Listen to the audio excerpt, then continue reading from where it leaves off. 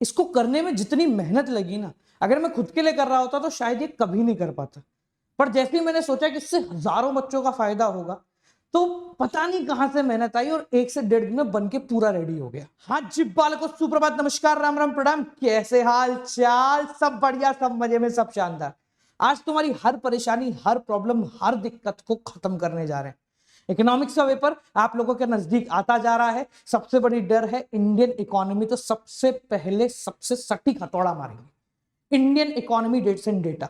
कल मैंने क्लास ली थी, 1.5 दिन से इसी के पीछे लगा हुआ था। आज भी ये 3 बजे जाना था वीडियो, पर इतना मतलब कहते हैं ना एंड मोमेंट पे आके यार ये भी दे देते हैं बच्चों को, ये भी उनका फायदा हो जाएगा, और ये भी दे देते हैं यार, ये भी आ जाता है कहीं ना कहीं, ऐसी थोड़ा सा और चेंजेस कर लेते हैं।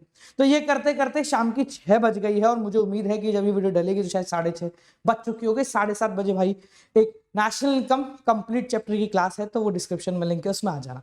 ठीक है, तो भाई साहब क्या किया है हम लोगों ने आप सभी के लिए एक जन्नत इकट्ठी करी है। जी हाँ, जन्नत इकट्ठी करिए। इंडियन इकोनॉमी का पूरा डेटा बिफोर 1921, आफ्टर 1921, 1991, उसके बाद आफ्टर 1991, उसके बाद अपना इंडिया पाकिस्तान चाइना वाली कंडीशन और इंडिया पाकिस्तान चाइना का फाइनल कंपैरिजन। ये हर एक डेटा जो कि आपको चाहिए इंडियन इकोनॉमी में, पूरा का पूरा यहां पर आपको मिलेगा। पूरी पीडीएफ दूंगा, डिस्क्रिप्शन में लिंक डाल दूंगा, पहले पूरा देखो। इस वीडियो में इस पूरे डेटा को एक्सप्लेन कर रहा हूं, है ना, पूरा स्टार्टिंग से एंड तक पूरा एक्सप्लेन कर देता हूं आप लोगों को। उसके बाद ये पीडीएफ आप लोग लेके चले जाना अपने घर पे, पढ़ो आराम से, ठीक है, पढ़ो और नंबर लाओ। अकाउंट सीखो, बिजनेस, इन 3 सब्जेक्ट में कोई भी दिक्कत, कोई भी परेशानी है ना, यहाँ बैठा हूं, तेरी हर एक प्रॉब्लम का सोल्यूशन लाएंगे। फोड़ते ना आपकी बार बोर्ड एग्जाम में, मतलब ताबड़तोड़ नंबर लेके आते। चलो शुरुआत करते हैं। और डेटा यहाँ पर बताऊंगा, ध्यान रखना, मैं ये नहीं कह रहा इंपॉर्टेंट है, मैं कह रहा हूं डेटा है, जितना डेटा हो सकता है वो सब ये रहा। इससे ज्यादा एक अक्षर भी डेटा नहीं पढ़ना, इसमें हो जाएगा तुम्हारा काम। चलो तो शुरू करें। Okay, let's get start. सबसे पहले शुरुआत करते हैं बिफोर 1921, यानी आजादी से भी पहले। ठीक है, आजादी से पहले का कौन कौन सा डेटा हमको पढ़ना है, कौन सा दिमाग में बिठा के रखना है। ठीक है, तो सबसे पहले अगर अपन बात करते तो अपन चले जाते बिफोर कॉलोनियल रूल में। बिफोर कॉलोनियल रूल का मतलब क्या है बेटा? ओ भाई एक सेकेंड, देखो पीडीएफ में मुझे काम करना थोड़ा सा कम आता है। ठीक है, डिजाइनर भी नहीं था तो ये पूरी डिजाइनिंग मैंने की है, तो मुझे मजे आ गए। ठीक है, 1.5 दिन से हमारा डिजाइनर छुट्टी पे है, तो पूरी डिजाइनिंग मैं ही बैठ बैठ के कर रहा हूँ, मुझे काफी मजा आया, इसलिए 1.5 दिन लग गया। सबसे पहले बिफोर कॉलोनियल रूल, यानी जब अंग्रेज आए नहीं तो उससे पहले की कंडीशन का एक डेटा आपका काम का है।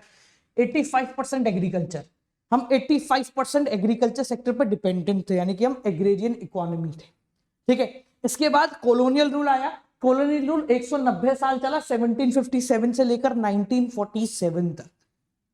इस कंडीशन में ड्यूरिंग कॉलोनियल रूल क्या हुआ? जब मैं ड्यूरिंग की बात कर रहा हूं ना, तो इसका मतलब ये नहीं मैं 1757 की बात कर रहा हूं, मैं बात कर रहा हूं 1900 के आसपास की, यानी बिफोर 1921 के आसपास, 1990, 1910, 1915 इसके आसपास की, और 1920, 1921 के आसपास की।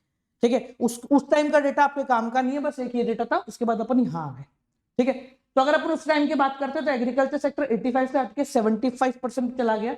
फॉरेन ट्रेड हम लोगों का ब्रिटेन, चाइना और श्रीलंका, इन 3 जगह अटक गया। ब्रिटेन में हाफ से ज्यादा था, कितना था इसके बारे में नहीं आएगा, हाफ से ज्यादा लिख दोगे इनफ हो जाएगा। ठीक है, अगर हम बात करते हैं डेमोग्राफिक कंडीशन, यानी पॉपुलेशन रिलेटेड कंडीशंस, तो पॉपुलेशन रिलेटेड लाइफ एक्सपेक्टेंसी हमारी हो चुकी थी 32 साल का 1921 के आसपास। ठीक है, IMR, इन्फेंट मोर्टेलिटी रेट, 1000 में से कितने बच्चे मर जाएंगे 1 साल से पहले, वो थी 218, यानी यहां पर हेल्थ फैसिलिटी बहुत ज्यादा खराब थी। अगर अपन बात करते हैं बर्थ रेट और डेथ रेट, कि 1000 में से कितने बच्चे पैदा हो रहे हैं और 1000 में से कितनी डेथ हो रही है, तो बर्थ रेट भी हाई थी, 48 थी, डेथ रेट भी हाई थी, यानी 40 थी। ठीक है, इसलिए हम डेमोग्राफिक कंडीशन के फर्स्ट स्टेज पे थे, ये रहा, high birth rate and death rate की स्टेज में थे। लिटरेसी रेट, पढ़े लिखे कितने थे? 16% एवरेज लिटरेसी रेट थी, सब जगह मिला के, मेल फीमेल दोनों मिला के। ठीक है ना, फीमेल की 7 से भी कम थी, पर इतना डिटेल में तुम लोगों को नहीं जाना है, ये बहुत है, 16% लिख दोगे बहुत हो जाएगा।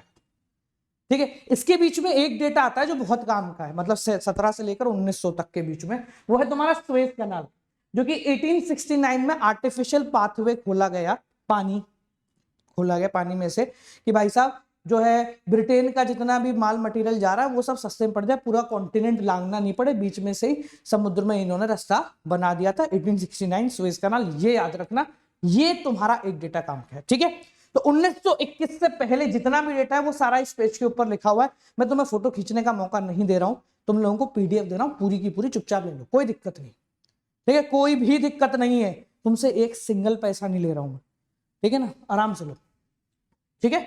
ये डेटा कहां से आया सर? ये डेटा हमारी पुस्तक में से आया है, ठीक है जी।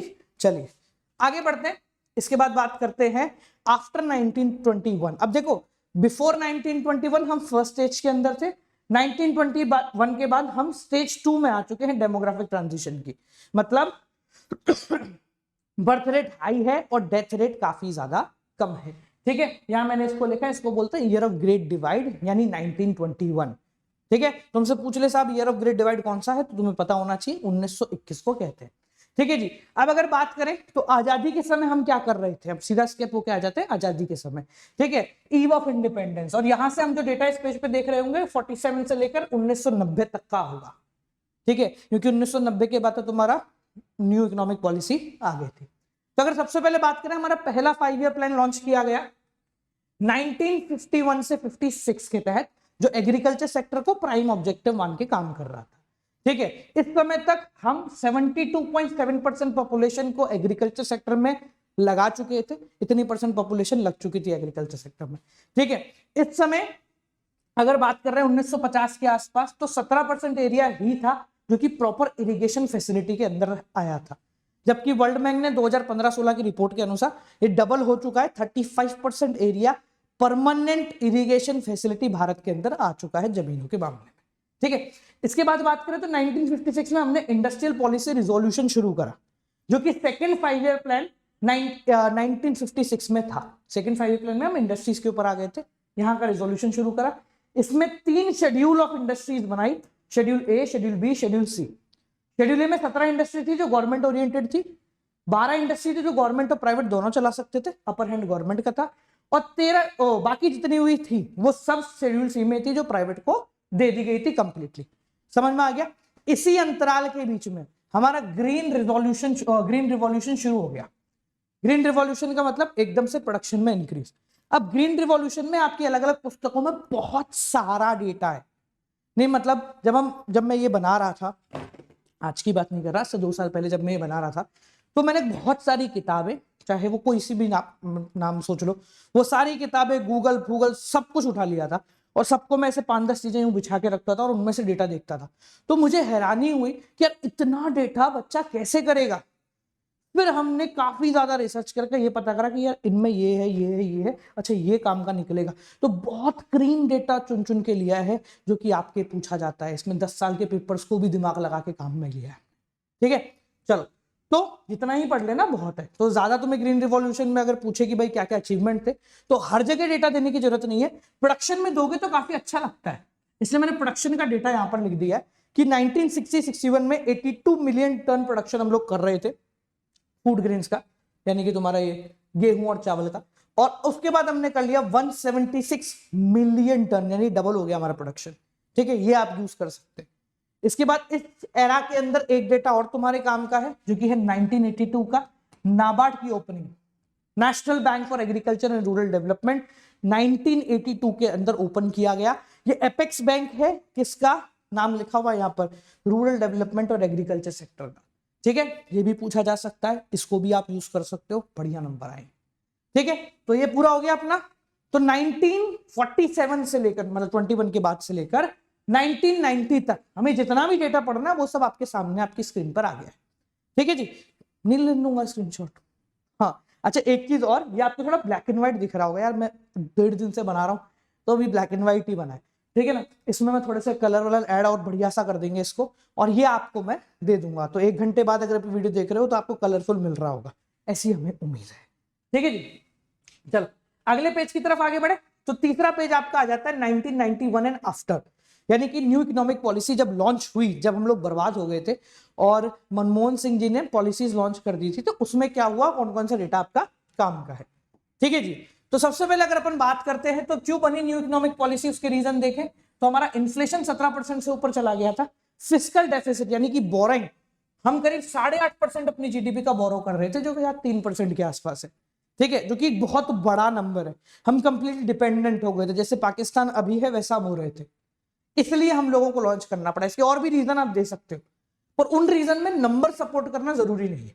जैसे आपने बोल दिया भाई फिस्कल डेफिसिट, आपने नंबर सपोर्ट कर दिया, इन्फ्लेशन नंबर सपोर्ट कर दिया, आप बोलो भाई बैलेंस ऑफ पेमेंट में डेफिसिट था, तो यहां नंबर सपोर्ट करना प्रैक्टिकली इंपॉसिबल है, क्योंकि वो मिलियन वगैरह में निकल जाता है, ठीक है ना। फॉरेन एक्सचेंज रिजर्व के नंबर को सपोर्ट करना काफी मुश्किल हो जाता है, तो वो आप सबको नहीं करना है। जो जो नंबर आप सपोर्ट कर सकते हो, जो ईज है, जो नॉर्मल है, जो जनरल है, वो आप लोग सपोर्ट कर दीजिए, ठीक है।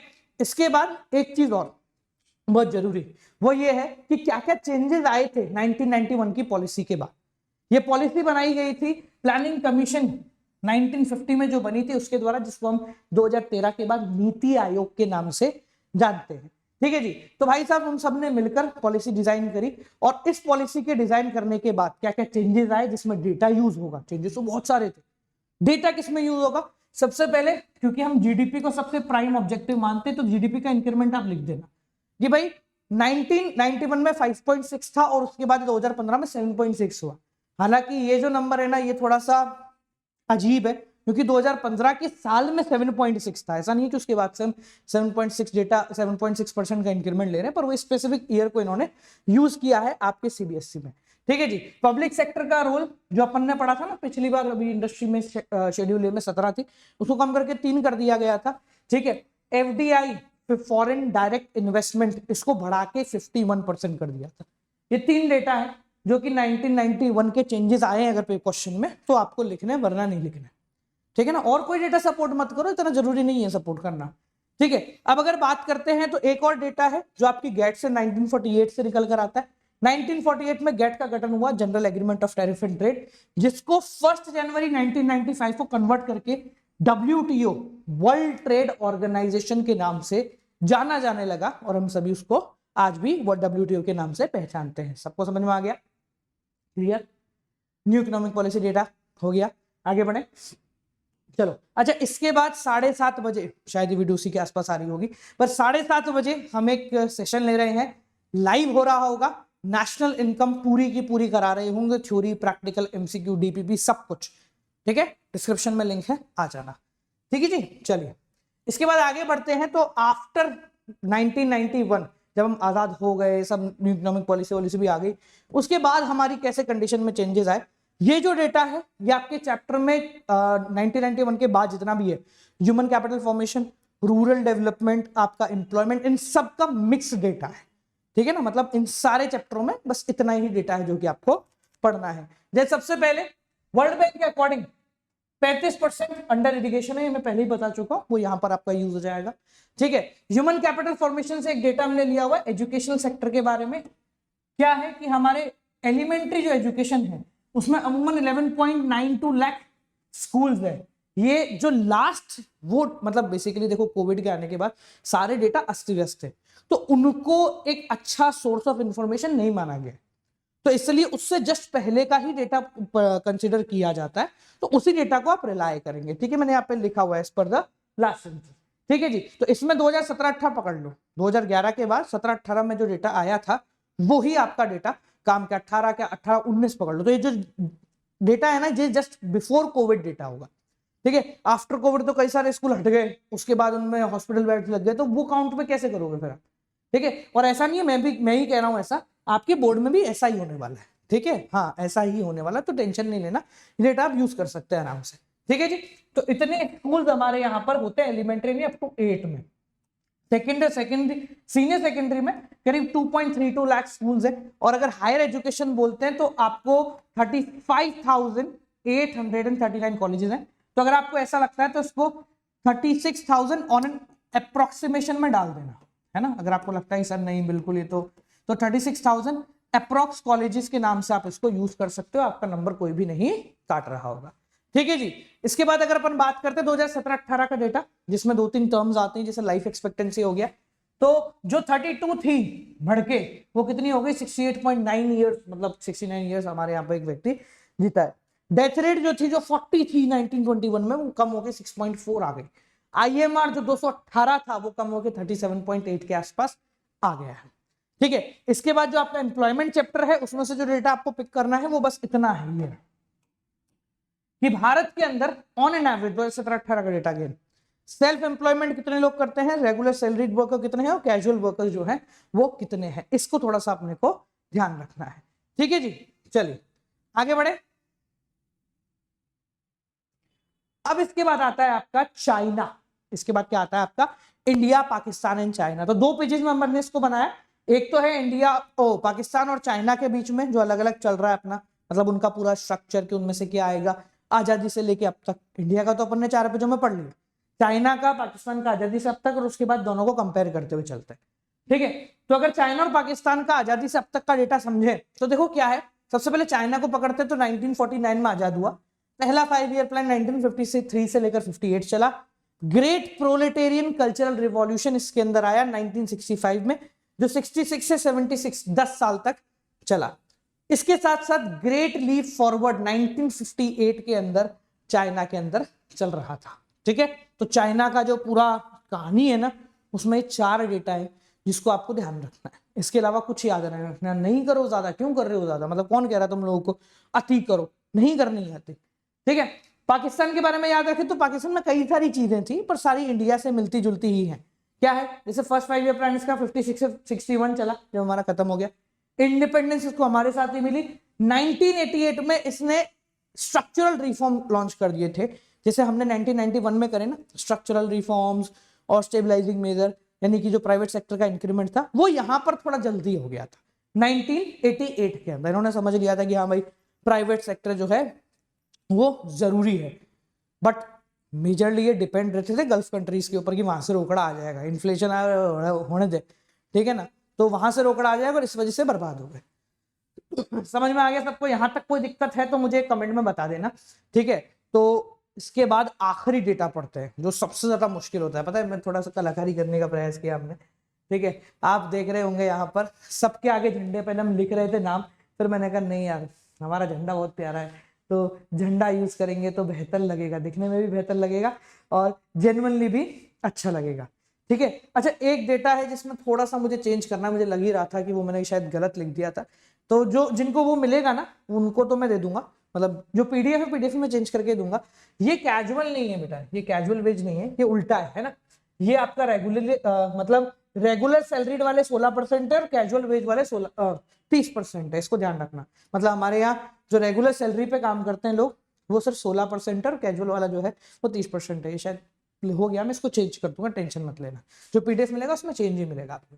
ठीक है, चलिए तो फाइनल डेटा की तरफ आते हैं जो कि आपके काम का है। आखिरी चैप्टर डेटा का भंडार है, पर इतना भी नहीं है जितना तुम समझ रहे हो। ठीक है जी, तो भंडार है पर इतना भी भंडार नहीं है। चलिए सबसे पहले बात करते हैं जीडीपी की।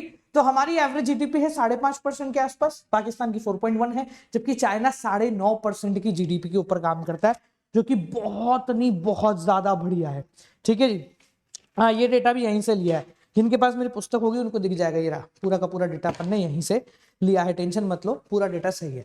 ठीक है, अगर अपन बात करते हैं सेक्स रेशियो की, यानी कि 1000 मेल पे कितनी फीमेल्स हैं, तो इसके मामले में इंडिया 940 सबसे कम है, पाकिस्तान 952 है और चाइना 950 है। ठीक है, अब अगर बात करते हैं क्यों है सर ऐसा, तो देखो पाकिस्तान में पॉपुलेशन बहुत कम है इन कंपैरिजन टू इंडिया, तो कुछ नंबर्स वहां के बेहतर दिख सकते हैं जस्ट बिकॉज पॉपुलेशन कम है। ठीक है ना, और चाइना तो सिंगल चाइल्ड नॉर्म के ऊपर काम कर ही रहा है।